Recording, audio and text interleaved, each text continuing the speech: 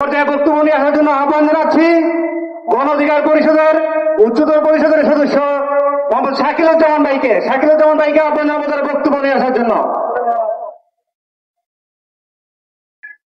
বাংলাদেশ শ্রমিক অধিকার পরিষদ কর্তৃক আয়োজিত আজকের এই বিক্ষোভ সমাবেশে উপস্থিত সবাইকে আন্তরিক শুভেচ্ছা ও ধন্যবাদ।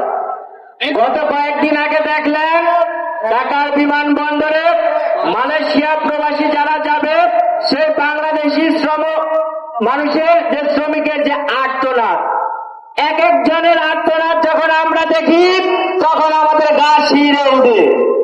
আমরা দেখতে পাই 30,000-এর বেশি শ্রমিক তারা মালয়েশিয়ায় যেতে পারেনি, অথচ এই 30,000-এর বেশি শ্রমিকের কাছ থেকে তাদের কাছ থেকে লক্ষ লক্ষ টাকা হাতিয়ে নেওয়া হয়।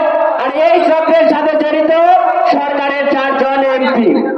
সেখানে 78,000 টাকা বিমান ভাড়া, সেখানে এই চক্র, এই এজেন্সিগুলো, এই দালালগুলো 5 থেকে 7 লক্ষ করে টাকা নেওয়া হয়।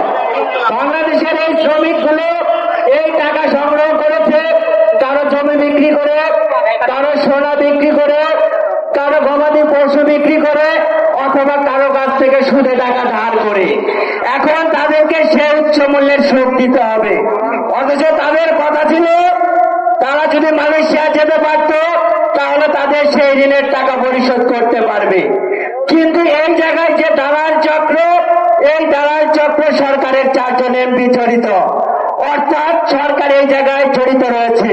কিন্তু আমরা দেখতে পাই সরকার এই জায়গায় এখন পর্যন্ত কোনো পদক্ষেপ নেয়নি।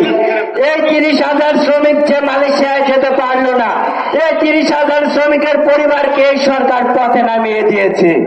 সংগ্রামী ভাই বন্ধুরা, আমরা বলতে চাই এই সরকারের এই দালালদের সিন্ডিকেটের কারণে একের পর এক বিদেশিদের যে শ্রমবাজার, বাংলাদেশের যে সুনাম, তা একের পর এক নিষেধাজ্ঞাদের পরিচিত হয়। আমরা বলতে চাই অনতিবিলম্বে যে 30,000 শ্রমিকের কাছ থেকে 5 থেকে 6 লক্ষ করে টাকা নেওয়া হয়েছে, যাদেরকে মালয়েশিয়ায় পাঠাতে পারেনি, অনতিবিলম্বে তাদের টাকাগুলো ব্যাক দেওয়া হোক। যদি তাদের টাকা ব্যাক দেওয়া না হয় তাহলে এই পরিবারগুলো রাস্তায় পথে দাঁড়িয়ে পড়বে। কারণ অনেকের আর্তনাদ আপনারা সেদিন এয়ারপোর্টে শুনেছেন, এক একজনের বক্তব্য দিয়েছে তাদের আত্মহত্যা করা ছাড়া তাদের কোনো উপায় নেই। অর্থাৎ সরকার এখন পর্যন্ত কোনো ব্যবস্থা নেওয়া হয় নাই। সরকারের রানিং 4 জন এমপি এর সাথে জড়িত, এর বিরুদ্ধে সরকার কোনো ব্যবস্থা নিতে পারছে না। আপনারা ইতিমধ্যে দেখেছেন বেনজির কাণ্ড, পুলিশের মহাপরিদর্শক, তার একটা সম্পত্তি যে বিভিন্ন জেলায় জেলায় তার সম্পত্তির পরিমাণ পাওয়া যায়। বান্দরবনে সংখ্যালঘুদের ভয়ভীতি দেখিয়ে এই বেনজির একের পর এক জমি দখল করেছে।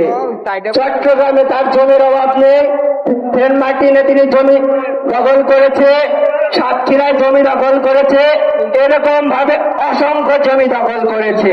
এমনকি গুলশানের মতো জায়গায় সে একদিনে 4টা ফ্ল্যাট কিনে, তার পুরো সারা জীবনের ইনকাম দিয়ে একটা ফ্ল্যাট কিনতে পারার কথা না, সেই জায়গায় এই পুলিশের মহাপরিদর্শক একদিনে 4টা ফ্ল্যাট কিনে। তার এই টাকার উৎস কোথায়?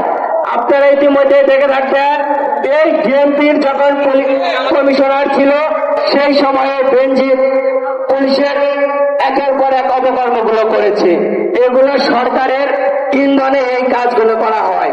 আজকের যে প্রোগ্রাম আমরা এই জায়গায় দাঁড়িয়েছি, মালয়েশিয়া প্রবাসী অনতিবিলম্বে তাদের টাকাগুলো যেন ব্যাক দেওয়া হয় এবং এর সাথে যারা জড়িত তাদেরকে যেন রাষ্ট্রীয় আইনে বিচার করা হয়।